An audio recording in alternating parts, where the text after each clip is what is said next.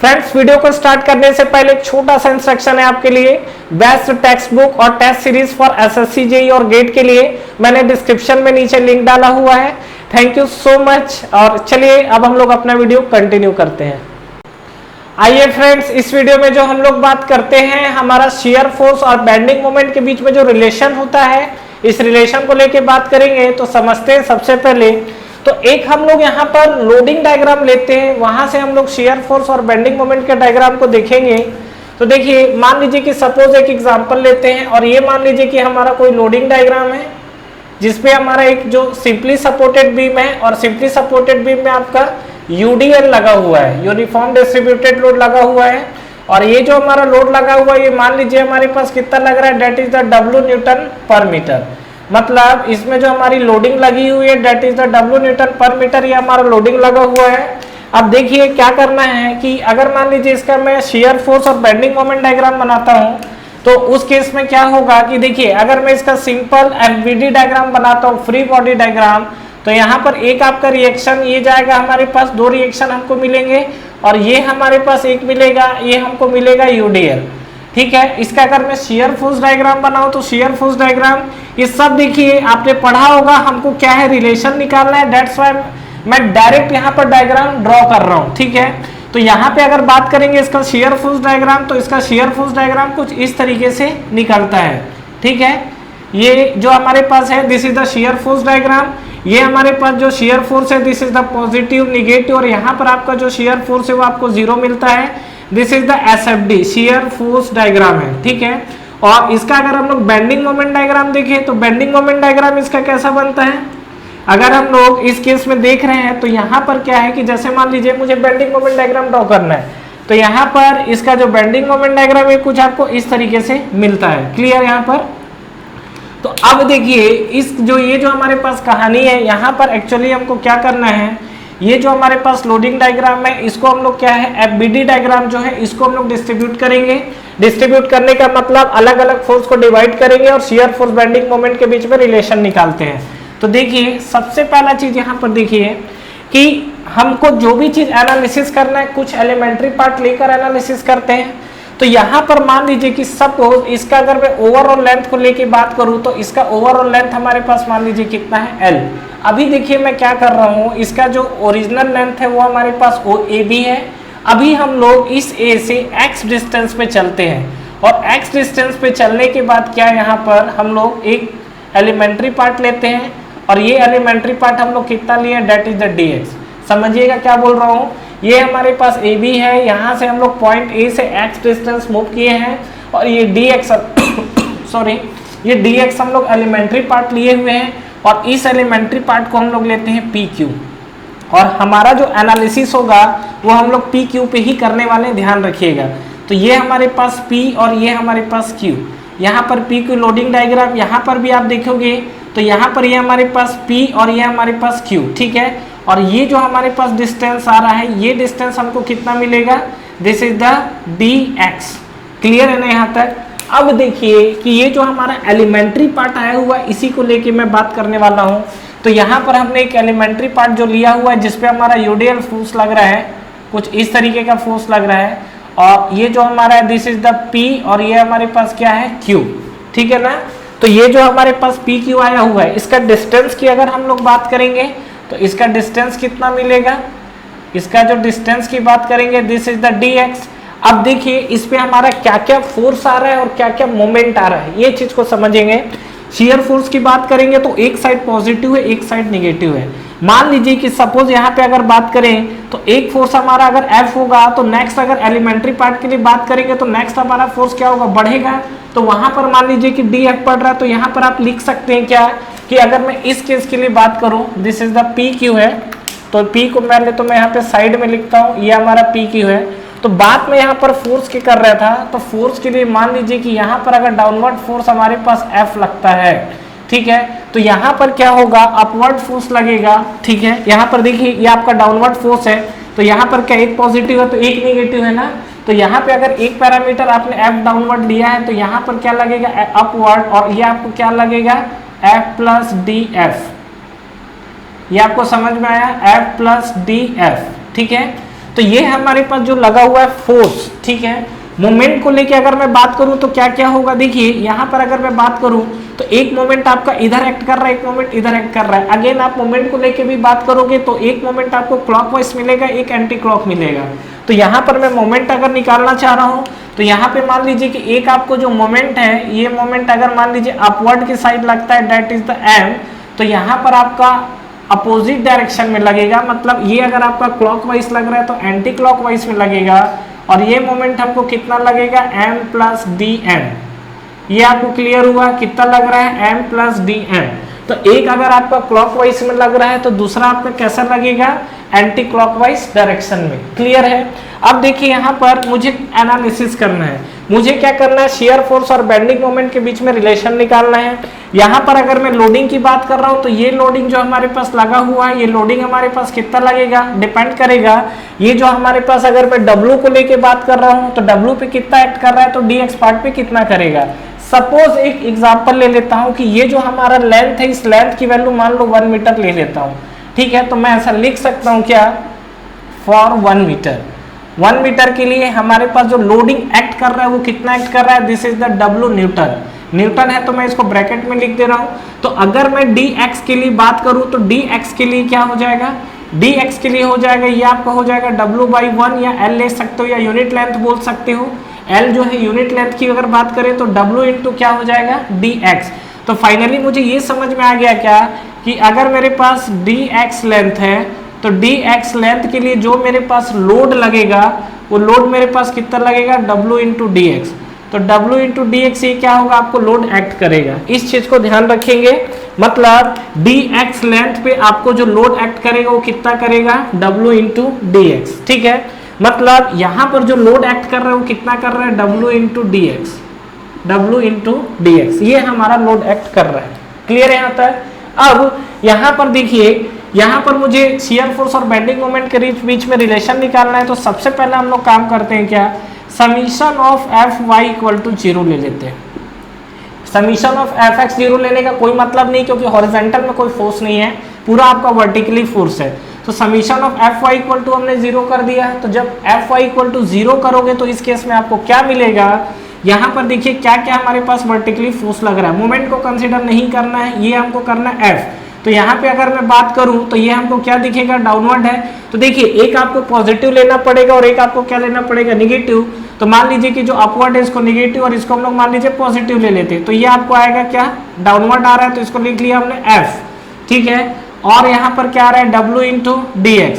तो यहाँ पर हमने लिख दिया प्लस W इंटू dx। तो ये हमने लिख दिया W इंटू dx। और ये आपका क्या आएगा, माइनस। तो ये आपका आएगा माइनस, और माइनस आपको क्या आएगा, f प्लस डी एफ, ठीक है। और ये इक्वल टू आपको क्या मिल जाएगा, दिस इज इक्वल टू 0। यही तो आपका y डायरेक्शन है। मोमेंट कंसीडर नहीं होगा, ध्यान रखिएगा। अब देखो f और माइनस f की कहानी खत्म है। तो finally W into D X equal to minus D F को आप इधर ट्रांसफर करिए तो ये आपका बन जाएगा प्लस डी एफ। तो यहाँ पर हमने लिख दिया डी एफ, और फाइनली हम लोग यहाँ पर लिख सकते हैं क्या, D F by D X that is equal to W, ठीक है। और ये W कौन सा है, जो आपका ये इस एलिमेंट्री पार्ट में लग रहा है। अगर dx मेरा एलिमेंट्री पार्ट है तो इस एलिमेंट्री पार्ट पे जो आपका फोर्स लग रहा है या लोड लग रहा है वो आपको कितना मिल रहा है, डेट इज द W। ये चीज आपको क्लियर हुई, तो इस चीज को ध्यान रखिएगा। अब देखिए यहाँ पे हम लोग बात करते हैं df बाई dx हमको कितना मिला हुआ है, ये हमको मिला है W। मतलब df बाई dx की जो वैल्यू मिली हुई है हमको कितनी मिली हुई है, W मिली हुई है। अब देखिए यहाँ पर ये हमने फोर्स को बैलेंस किया था। ये अगर आप देख रहे हो तो summation of F Y equal to 0 किया था। अगर मान लीजिए अब मैं यहाँ पर मोमेंट लेता हूँ, मोमेंट अबाउट कहाँ लूंगा, किसी भी P के अबाउट या Q के अबाउट ले लो। मान लो कि सपोज यहाँ पर मैं मोमेंट अबाउट Q ले लेता हूँ, Q इक्वल टू 0। मतलब let us consider moment about Q equal to 0। तो Q इक्वल टू 0 लेंगे तो आपको क्या क्या चीजें दिखेंगी, ये चीज को समझिएगा। Q के अबाउट मोमेंट लेना है तो देखो आपको क्या क्या मिलेगा। पहला चीज, जो फोर्स आ रहा है, जो मोमेंट ले रहा है, मोमेंट हो रहा है, उसके अकॉर्डिंग हम लोग मूव करते हैं यहाँ पर। तो इस केस में आपको क्या मिलेगा, अगर मैं इस केस पे बात करूं तो ये देखिए F, तो F इंटू आपको क्या दिखेगा, F इंटू dx, ठीक है। तो ये जो आपका डाउनवर्ड वाला है इसको हम लोग क्या ले लेते हैं, देखिए सीधी सी बात है, ये आपका जो घूम रहा है this is the anti clockwise, ठीक है। एंटी क्लॉकवाइज को मैं ले लेता हूँ नेगेटिव, ठीक है, और क्लॉकवाइज को हम लोग क्या ले लेंगे, पॉजिटिव, ठीक है। यहाँ पर देखिए ये जो एफ है this is the anti clockwise है ना, तो एंटी क्लॉक है तो यहाँ पर क्या ले लेंगे, माइनस, तो माइनस हमने लिख दिया एफ, और एफ इंटू क्या हो जाएगा, डी एक्स, ठीक है। और बताओ क्या क्या है, एम, एम कैसा घूम रहा है, क्लॉकवाइज, तो क्लॉकवाइज है तो यहाँ पर हमने लिख दिया प्लस एम, डिस्टेंस का मल्टीप्लाई नहीं होगा क्योंकि ऑलरेडी मोमेंट है, ध्यान रखिएगा। अब फिर से आइए ये लोडिंग अक्सर लोग छोड़ देते हैं, ठीक है।